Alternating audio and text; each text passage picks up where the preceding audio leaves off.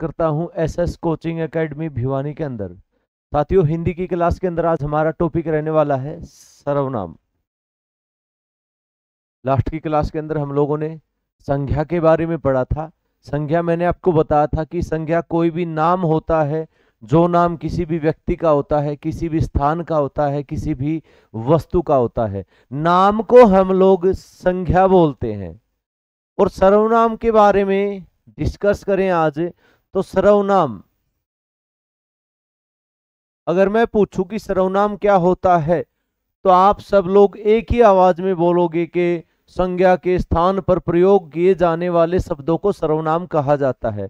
बिल्कुल सही बात है। परिभाषा की बात करें तो संज्ञा के स्थान पर प्रयोग किए जाने वाले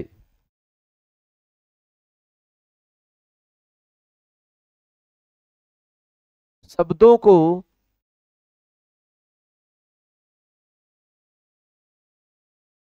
सर्वनाम कहा जाता है।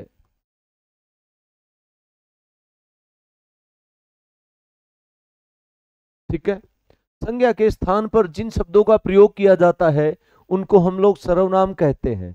लेकिन इस बात को समझें, अच्छी तरह समझें कि सर्वनाम ऐसे कौन से शब्द हैं जिनको हम संज्ञा के स्थान पर प्रयोग करते हैं।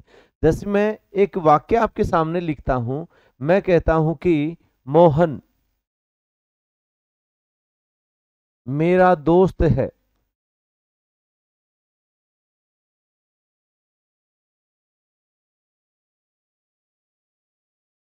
मोहन कॉलेज में पढ़ता है।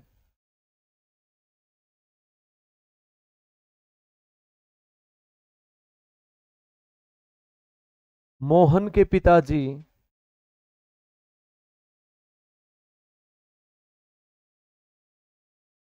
जॉब करते हैं।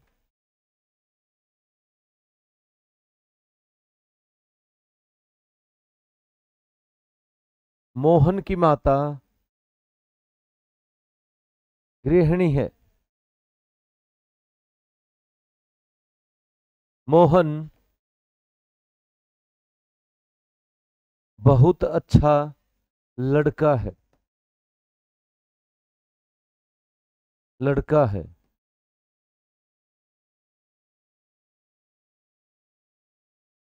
मेरा नाम राम है।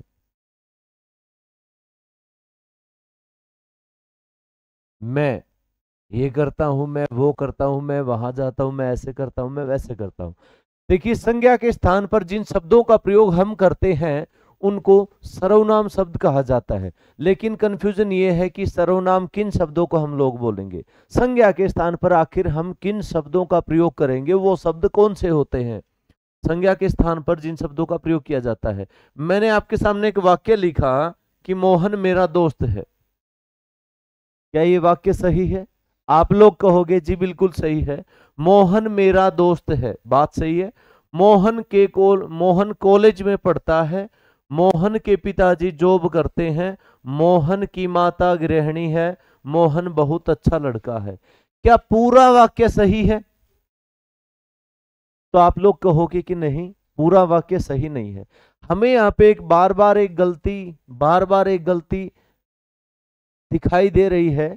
मोहन मेरा दोस्त है, मोहन कॉलेज में पढ़ता है, मोहन के पिताजी जॉब करते हैं, मोहन की माता गृहिणी है, मोहन बहुत अच्छा लड़का है। तो आप लोग एक ही आवाज में बोलोगे, आप सभी का एक ही जवाब होगा कि सर मोहन बार बार रिपीट हो रहा है, बार बार मोहन का प्रयोग किया गया है, तो मोहन की जगह बार बार यहाँ पे मोहन नहीं होगा, तो मोहन की जगह क्या होगा? मोहन की जगह मोहन मेरा दोस्त है, यहाँ पे मोहन ही रहेगा। वह कॉलेज में पढ़ता है। मोहन के पिताजी जॉब करते हैं, तो यहाँ पे क्या होगा? उसके पिताजी जॉब करते हैं। मोहन की माता गृहिणी है, यहाँ पे क्या होगा? उसकी माता गृहिणी है। मोहन बहुत अच्छा लड़का है, तो वह बहुत अच्छा लड़का है। ठीक है, मैंने वाक्य लिखा था मोहन मेरा दोस्त है, मोहन कॉलेज में पढ़ता है, मोहन के पिताजी जॉब करते हैं, मोहन की माता गृहिणी है, मोहन बहुत अच्छा लड़का है। तो इस पूरे वाक्य के अंदर मोहन शब्द बार बार रिपीट हो रहा था। हमें यही गलती मिली, इसके अंदर यही चीज गलत दिखाई दे रही थी कि मोहन एक बार तो सही है, आप मोहन का परिचय दे रहे हो कि मोहन आपका दोस्त है, तो वो बात सही है, लेकिन बार बार हम लोग व्याकरण के हिसाब से, हिंदी व्याकरण की शुद्धि के अनुसार हम लोग बार बार मोहन का प्रयोग नहीं कर सकते, मोहन का प्रयोग नहीं कर सकते। लेकिन मोहन के बारे में अगर हमें कुछ बताना है तो हम क्या कहेंगे, तो हम उसकी जगह मोहन कॉलेज में पढ़ता है, वह कॉलेज में पढ़ता है, मोहन के पिताजी जॉब करते हैं, उसके पिताजी जॉब करते हैं। तो हमने शब्द क्या देखे, वह, उसके, उसकी, वह, वो, इस तरह के शब्द। मोहन क्या होता है, मोहन एक लड़के का नाम है, मोहन एक व्यक्ति का नाम है, मोहन एक विशेष का नाम है, मोहन संज्ञा है, व्यक्तिवाचक संज्ञा है। अब ये कहता कि संज्ञा के स्थान पर जिन शब्दों का प्रयोग किया जाता है उसको सर्वनाम कहा जाता है।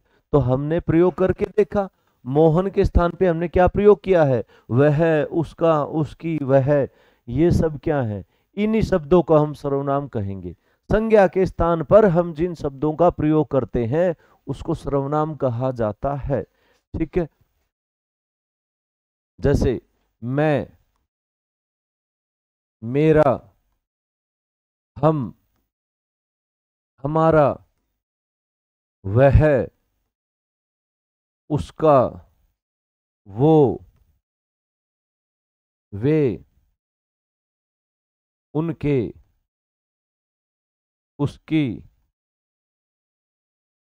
तुम, आपका, ये सारे के सारे शब्द सर्वनाम शब्द हैं जो हम संज्ञा के स्थान पर प्रयोग करते हैं।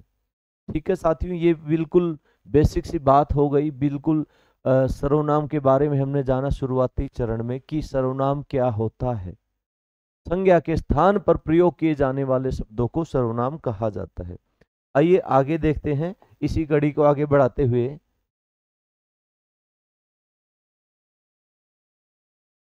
सर्वनाम के 6 भेद होते हैं। सर्वनाम के 6 भेद होते हैं, यानी कि सर्वनाम 6 प्रकार के होते हैं। कौन कौन से होते हैं, एक के बाद एक हम लोग इसका भेद देखेंगे, एक के बाद एक इस प्रकार के बारे में हम लोग पढ़ेंगे।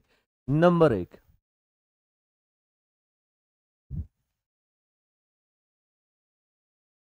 पुरुषवाचक सर्वनाम। नंबर 1, पुरुषवाचक सर्वनाम।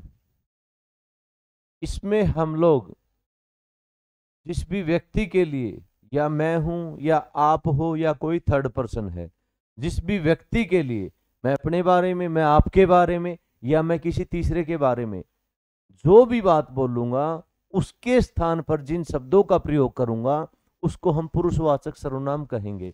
जैसे मैं,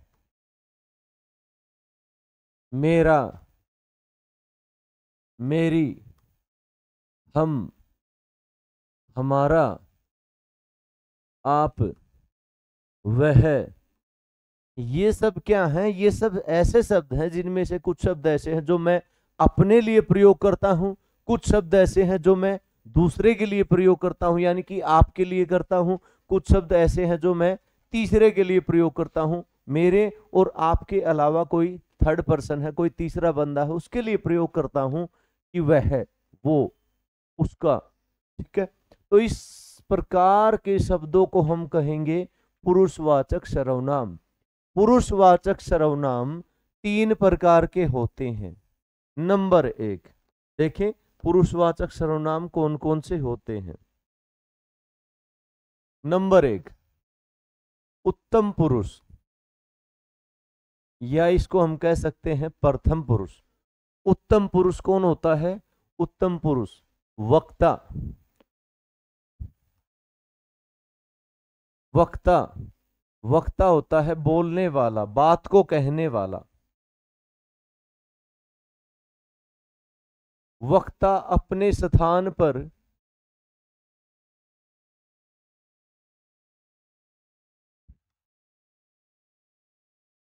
जिन शब्दों का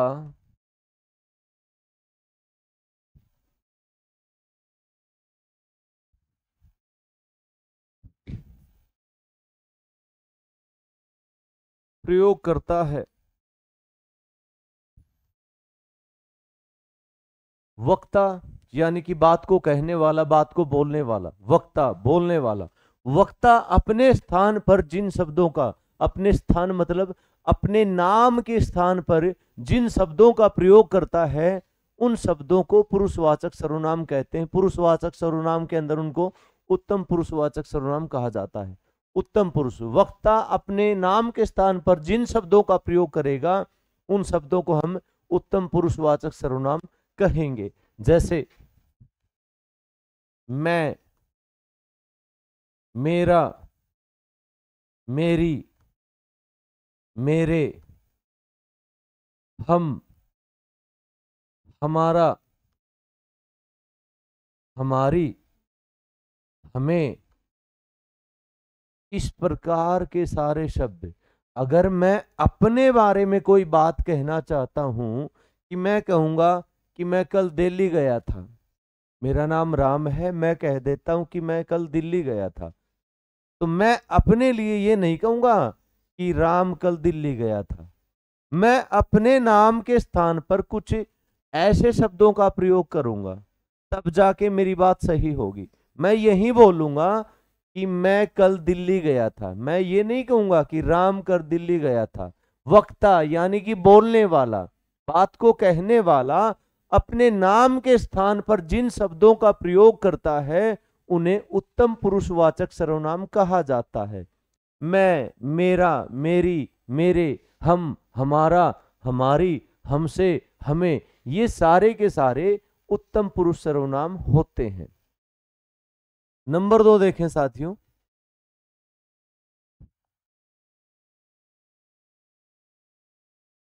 मध्यम पुरुष। वक्ता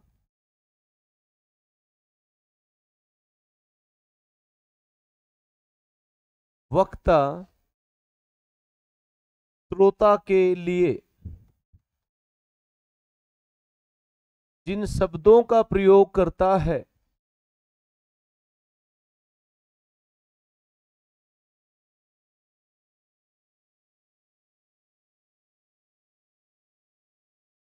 उन्हें मध्यम पुरुषवाचक सर्वनाम कहा जाता है।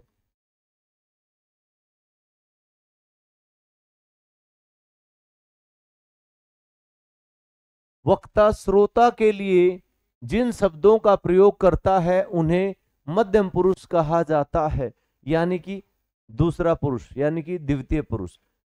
वक्ता कौन होता है? वक्ता बात को कहने वाला, वक्ता बात को बोलने वाला। श्रोता कौन होता है? श्रोता बात को सुनने वाला। अगर मैं कह रहा हूं, मैं कुछ बोलता हूं तो मैं वक्ता हूं, आप लोग सुनते हो तो आप लोग श्रोता हो।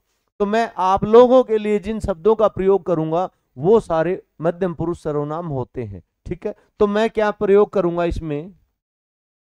तुम, तो, तुम्हारा,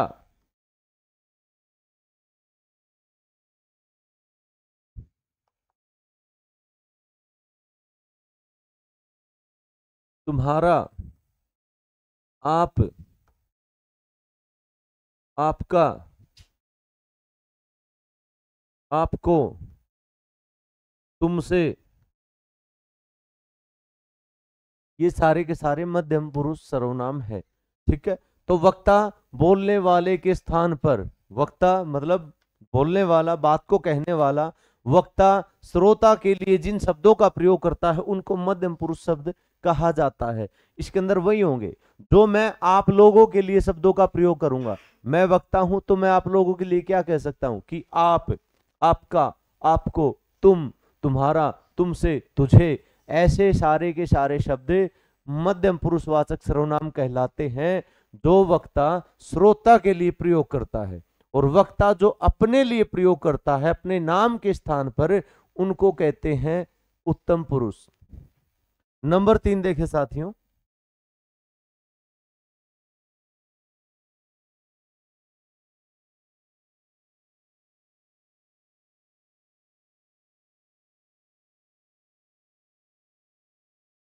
अन्य पुरुष।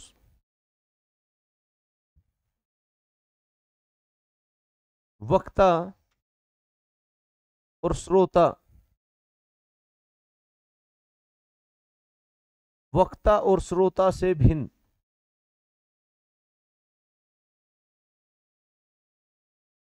किसी तीसरे या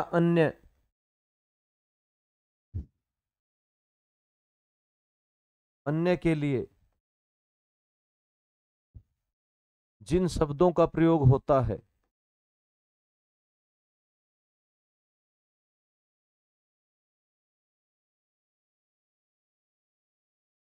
वक्ता और श्रोता से भिन्न। वक्ता होता है बात को कहने वाला, श्रोता होता है बात को सुनने वाला। अगर मैं बात को बोल रहा हूं तो आप लोग श्रोता हो, मैं वक्ता हूं। अगर आप लोग बोल रहे हो तो आप लोग वक्ता हो, मैं श्रोता हूं। वक्ता बोलने वाला, श्रोता बात को सुनने वाला। लेकिन यहां पे कहता कि वक्ता और श्रोता से अन्य कोई तीसरा इंसान वक्ता और श्रोता से भिन्न किसी तीसरे या अन्य के लिए जिन शब्दों का प्रयोग किया जाता है। मैं अपनी बात नहीं कहूंगा, मैं आप लोगों की बात नहीं कहूंगा, मेरे और आपके अलावा वक्ता और श्रोता से भिन्न किसी तीसरे बंदे के लिए हम लोग जिन शब्दों का प्रयोग करेंगे वो शब्द कहलाएंगे अन्य पुरुष सर्वनाम, अन्य पुरुषवाचक सर्वनाम। ठीक है, तो इसमें हम क्या कहेंगे, वह, वो, उसका, उसकी, उनका, उनके, इस प्रकार के शब्द हम लोग किसी तीसरे व्यक्ति के लिए प्रयोग करेंगे जो ना मैं हूं ना आप हो, ऐसा कोई व्यक्ति जो हमारे बीच नहीं है। वक्ता और श्रोता से भिन्न किसी तीसरे या अन्य व्यक्ति के लिए जिन शब्दों का प्रयोग किया जाता है उसके स्थान पर जो शब्द बोले जाते हैं उनको कहा जाता है अन्य पुरुष, अन्य पुरुषवाचक सर्वनाम। तो साथियों ये हो गए पुरुषवाचक सर्वनाम के 3 भेद। एक है उत्तम पुरुष, दूसरा है मध्यम पुरुष, तीसरा है अन्य पुरुष। ठीक है, उत्तम पुरुष, मध्यम पुरुष और अन्य पुरुष। सर्वनाम का पहला पार्ट हमारा कंप्लीट हो चुका है। आगे देखें,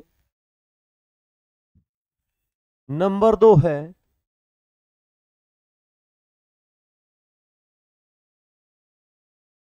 निश्चयवाचक सर्वनाम। निश्चयवाचक सर्वनाम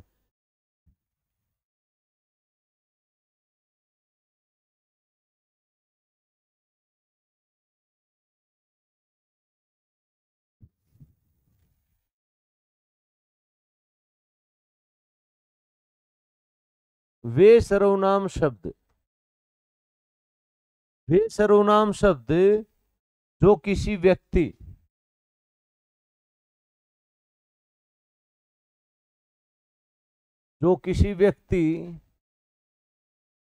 वस्तु, घटना आदि का निश्चित बोध कराते हैं, निश्चित बोध कराते हैं, निश्चयवाचक सर्वनाम कहलाते हैं। ठीक है, हम लोगों ने पुरुषवाचक सर्वनाम कर लिया। उसके अंदर 3 व्यक्तियों की बात होती है, एक बात को कहने वाला, एक बात को सुनने वाला, एक तीसरा बंदा। ठीक है, वक्ता अपने नाम के स्थान पर जिन शब्दों का प्रयोग करता है वो उत्तम पुरुष, वक्ता श्रोता के लिए जिन शब्दों का प्रयोग करता है वो मध्यम पुरुष, और वक्ता और श्रोता से भिन्न जिन शब्दों का प्रयोग होता है वो अन्य पुरुष कहलाते हैं। अब कहता कि नंबर 2 निश्चयवाचक सर्वनाम। निश्चय का मतलब हम लोग कह सकते हैं कि फिक्स। वे सर्वनाम शब्द जो किसी व्यक्ति, वस्तु, घटना आदि का निश्चित बोध कराते हैं, मतलब फिक्स बोध कराते हैं, पक्का बोध कराते हैं कि ये चीज तो है। अब मैं कह दूं कि मेरे सामने कोई गिलास रखा है, ठीक है, मैं कह दूं कि मेरे सामने गिलास रखा है, तो मैं कहूंगा कि ये गिलास मुझे दो, ये गिलास मुझे दो। यहाँ पे लाइट जल रही है तो मैं कह दूंगा कि इस लाइट को ऑफ कर दो, इस लाइट को ऑफ कर दो। अगर टीवी चल रहा है मैं कह दूंगा टीवी बंद कर दो। इसका मतलब क्या है, ये चीज है रियल में, गिलास मेरे सामने रखा है, टीवी चल रहा है। तो जो चीज निश्चित होती है वो चीज है, वाक्य में वो चीज है। कोई भी चीज अगर निश्चित रूप से होती है तो ऐसी चीजों के लिए, ऐसे शब्दों के लिए हम जिन शब्दों का प्रयोग करते हैं उसको निश्चयवाचक सर्वनाम कहते हैं। जैसे मैं कह दूं कि यह पेन मुझे दो, यह पेन मुझे दो, मैं किसी से कह रहा हूं कि यह पेन मुझे दो, इसका मतलब उसके पास कोई पेन है, उसके हाथ में कोई पेन है। इसमें ना वाली तो बात है ही नहीं बिल्कुल भी, उसके पास ये चीज है इसलिए मैंने मांगी कि यह पेन मुझे दो, ठीक है। तो यह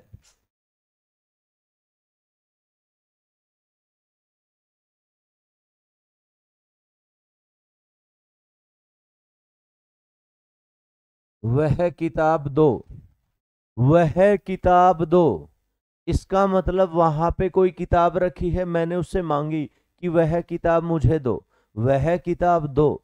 तो वह, यह, वह, यहां, मेरी गाड़ी यहां खड़ी है, यहां खड़ी है, ठीक है, यहां, वहां। तो ऐसे शब्द जो हमें किसी वस्तु, किसी व्यक्ति, किसी घटना का निश्चित बोध कराते हैं कि ये चीज रियल में है, निश्चित बोध कराते हैं, उन्हीं शब्दों को हम निश्चयवाचक सर्वनाम कहते हैं। यह, वह, यहाँ, वहां, ऐसे शब्द निश्चयवाचक सर्वनाम होते हैं। इनका प्रयोग हम तभी कहते हैं जब कोई चीज निश्चित होती है, कोई चीज फिक्स होती है, ठीक है। जैसे मैंने कहा कि यह चीज मुझे दो, तो इसका मतलब यहाँ पे कोई चीज है इसलिए मैंने मांगी है। तो ऐसे शब्द जो निश्चित बोध कराते हैं किसी भी चीज का, किसी भी व्यक्ति का, किसी भी घटना का, उन्हीं को निश्चयवाचक सर्वनाम कहेंगे, ठीक है। नंबर 3 देखें साथियों, अनिश्चयवाचक सर्वनाम।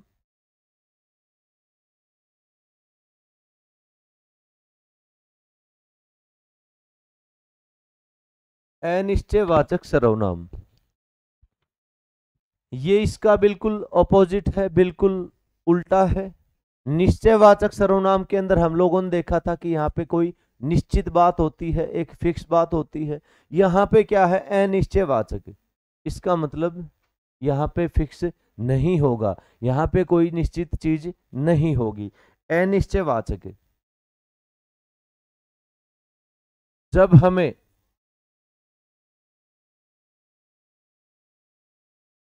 किसी व्यक्ति, वस्तु, घटना आदि का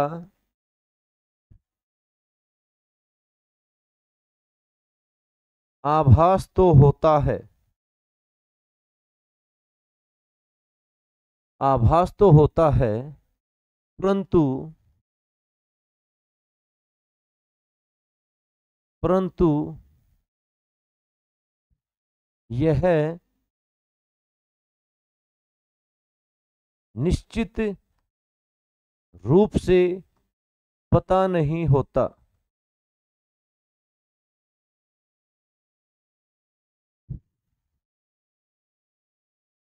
कि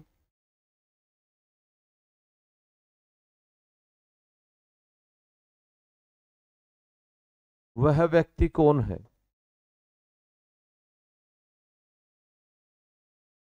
वह वस्तु क्या है, वह वस्तु क्या है, वह व्यक्ति कौन है, वह वस्तु क्या है, ठीक है। इस चीज में स्थिति अस्पष्ट होती है, अस्पष्ट स्थिति होती है। यानी कि अनिश्चय होता है। देखिए पहले आप लोगों ने देखा निश्चयवाचक, बात को समझिए, निश्चयवाचक जिसमें कोई भी वस्तु, कोई भी व्यक्ति, कोई भी घटना वो निश्चय होता है, निश्चित होता है, बिल्कुल फिक्स होता है, जो हमें निश्चित बोध कराते हैं कि वाकई में ये चीज है, उसको हम निश्चयवाचक सर्वनाम कहेंगे। और ये है अनिश्चयवाचक, इसका बिल्कुल उल्टा है। यहाँ पे क्या कहता है कि जब हमें किसी व्यक्ति, वस्तु, घटना आदि का आभास तो होता है, परंतु निश्चित रूप से पता नहीं होता कि वह वस्तु क्या है, वह व्यक्ति कौन है, वह घटना क्या है। ठीक है, इसमें हमें निश्चित नहीं होता, हमें स्पष्ट नहीं होता, हमें कंफर्म नहीं होता कि क्या वाक्य में यही चीज है। मैंने कह दिया कि ये पेन उठा के मुझे दो, इसका मतलब यहाँ पे पेन रखा है, और इसके अंदर ये होता है कि मुझे नहीं पता कि यहाँ पे कुछ रखा है या नहीं रखा। मैं कहता हूं, इसका उदाहरण हम देखते हैं। बाहर कोई खड़ा है, मैंने कुछ आवाज सुनाई दी, उसके लिए मैंने बोल दिया कि बाहर कोई खड़ा है, बाहर कोई खड़ा है। अब ये चीज क्या पक्की है, ये चीज फिक्स है, ये चीज निश्चित है? नहीं, लेकिन मुझे कंफर्म नहीं है कि बाहर कोई खड़ा है या नहीं खड़ा। मैंने खाली, मेरा एक आइडिया, मेरा एक अनुमान है इसमें कि बाहर कोई खड़ा है। हो सकता कोई है भी, हो सकता कोई नहीं भी हो। बाहर कोई खड़ा है, क्या शब्द आया इसके अंदर? कोई। कोई से हमें पता चला कि स्थिति अस्पष्ट है। स्थिति कैसी है? स्थिति अस्पष्ट है, क्योंकि कोई का मुझे कुछ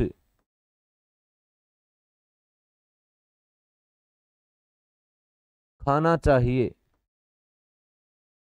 मुझे भूख लगी है। अब मैं ये कहता हूं कि मुझे कुछ खाना चाहिए, कुछ का क्या है, कोई स्थिति फिक्स नहीं है कि मुझे रोटी खानी चाहिए, कि मुझे फल खाने चाहिए, मुझे क्या खाना चाहिए। कुछ का क्या है, कुछ में कोई स्थिति निश्चयपूर्ण नहीं है, कुछ में कोई स्थिति आपकी स्पष्ट नहीं है, ये कंफ्यूजन वाली बात है। तो ऐसे वाक्य, ऐसे शब्द जो कंफ्यूजन क्रिएट करते हैं, जो निश्चयपूर्ण नहीं होते, जिनके अंदर बात पक्की नहीं होती, बात फिक्स नहीं होती, बात निश्चित नहीं होती, जिसमें स्थिति अस्पष्ट हो, उन्हीं को हम कहते हैं अनिश्चयवाचक। मेरी बात को समझे? निश्चयवाचक मतलब जहां पे स्थिति बिल्कुल निश्चित हो, बिल्कुल स्पष्ट हो, और अनिश्चयवाचक जहां पे निश्चित ना हो कोई भी, जहां पे अस्पष्ट स्थिति हो। ये दो ही बात है, एक निश्चयवाचक और एक अनिश्चयवाचक। ठीक है साथियों, अगला क्वेश्चन देखें। नंबर 4 हमारा है प्रश्नवाचक। प्रश्नवाचक सर्वनाम। प्रश्नवाचक ये सबसे आसान है, प्रश्नवाचक यानी कि क्वेश्चन। प्रश्नवाचक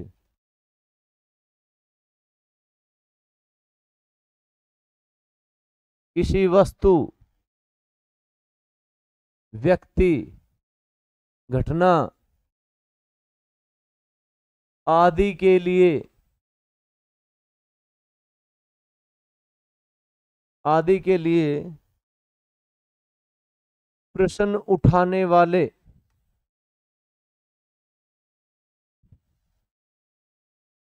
शब्दों को प्रश्नवाचक सर्वनाम शब्द कहा जाता है। प्रश्नवाचक सर्वनाम शब्द कहा जाता है।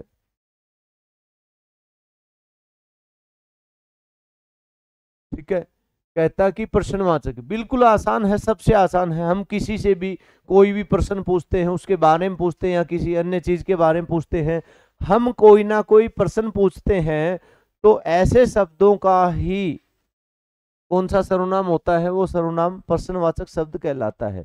अब प्रश्नवाचक शब्द हमें कैसे पता चलेगा कि किसी वाक्य के अंदर हमने कोई प्रश्न पूछा है? तो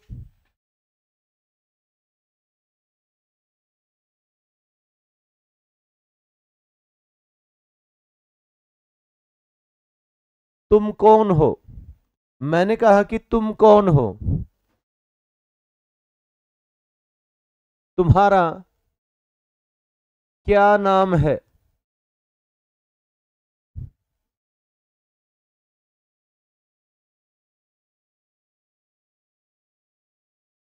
तुम कहाँ रहते हो, तुम कहाँ रहते हो।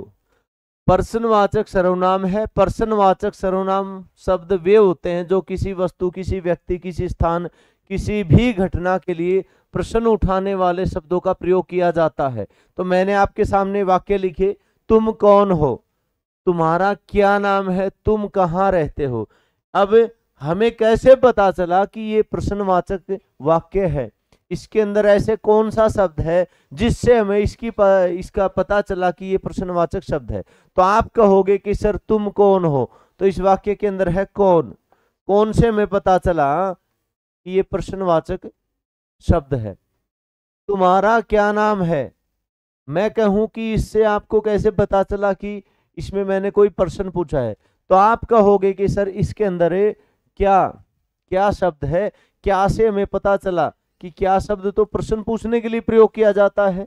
तो जो प्रश्न पूछने के लिए प्रयोग किया जाता है उन्हीं को हम प्रश्नवाचक सर्वनाम शब्द कहते हैं। तुम कहाँ रहते हो, कहाँ, तो क्या निकल के आया हमारे सामने, क्या, कहाँ, कौन, कब, किसको। इस प्रकार के शब्द जो प्रश्न पूछने के लिए प्रयोग किए जाते हैं उनको हम लोग बोलते हैं प्रश्नवाचक सर्वनाम।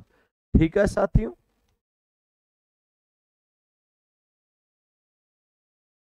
तो हमने देखा सर्वनाम। सर्वनाम इसको कहते हैं संज्ञा के स्थान पर जिन शब्दों का प्रयोग किया जाता है, संज्ञा के स्थान पर प्रयोग होने वाले शब्द सर्वनाम शब्द कहलाते हैं। जैसे मैंने आपको बताया था बार बार इसमें मोहन का प्रयोग हो रहा है, लेकिन बार बार नहीं, मोहन का प्रयोग एक ही बार हुआ है, उसके बाद मोहन के लिए वह, उसका, उसकी, इन शब्दों का प्रयोग किया जाएगा। तो ये सारे शब्द क्या है, सर्वनाम शब्द हैं। सर्वनाम के 6 भेद होते हैं। नंबर 1 पुरुषवाचक सर्वनाम, मैं, मेरा, मेरी, हम, हमारा, आपका, वह, वो, ये सब हैं पुरुषवाचक सर्वनाम के उदाहरण। उत्तम पुरुष होता है वक्ता। वक्ता यानी कि बोलने वाला, बात को कहने वाला, अपने नाम के स्थान पर जिन शब्दों का प्रयोग करता है उसको उत्तम पुरुषवाचक सर्वनाम कहते हैं।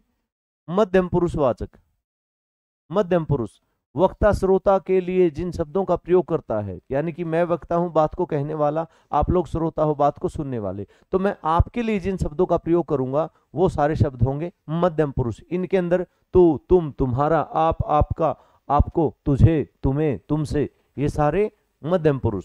अन्य पुरुष वक्ता और श्रोता से भिन्न किसी तीसरी या अन्य व्यक्ति के बारे में जिन शब्दों का प्रयोग किया जाता है, ना वक्ता बोलने वाला, ना श्रोता सुनने वाला, वक्ता और श्रोता से भिन्न कोई अन्य, कोई तीसरा व्यक्ति, उसके लिए जिन शब्दों का प्रयोग किया जाएगा उन्हें अन्य पुरुषवाचक सर्वनाम कहा जाएगा। जैसे वह, वो, उसका, उसकी, उनका, उनके, ये सब। ठीक है। निश्चयवाचक ऐसे सर्वनाम शब्द जो किसी वस्तु, किसी घटना, किसी व्यक्ति की निश्चित अवस्था दर्शाते हैं, उसकी निश्चित अवस्थिति दर्शाते हैं, फिक्स होता है, कन्फर्म होता है। निश्चयवाचक सर्वनाम यहाँ, वहां, यह, वह। अनिश्चयवाचक है जब हमें किसी वस्तु का आभास तो होता है लेकिन कन्फर्म नहीं होता कि वो चीज रियल में है या नहीं है, उसके अंदर शायद वाली सिचुएशन होती है। बाहर कोई है या नहीं पता नहीं, मुझे कुछ खाना चाहिए, क्या क्या नहीं, ठीक है। जिसके अंदर अनिश्चय स्थिति हो, निश्चित रूप से कोई भी चीज ना हो, स्थिति अस्पष्ट हो, तो ऐसे सर्वनाम को हम कहेंगे अनिश्चयवाचक सर्वनाम। और अगला हमारा है प्रश्नवाचक, किसी भी वस्तु, व्यक्ति आदि के लिए प्रश्न उठाने वाले प्रश्नवाचक शब्द कहलाते हैं। जैसे कौन, क्या, कब, कहाँ, तो ऐसे शब्दों को प्रश्नवाचक सर्वनाम शब्द कहा जाता है। तो साथियों यहाँ तक हमने बात की सर्वनाम और उसके कुछ भेदों की, बाकी हम करेंगे अगली क्लास के अंदर जो बहुत जल्द मैं लेके आने वाला हूं। तब तक सभी साथियों को नमस्कार, जय हिंद।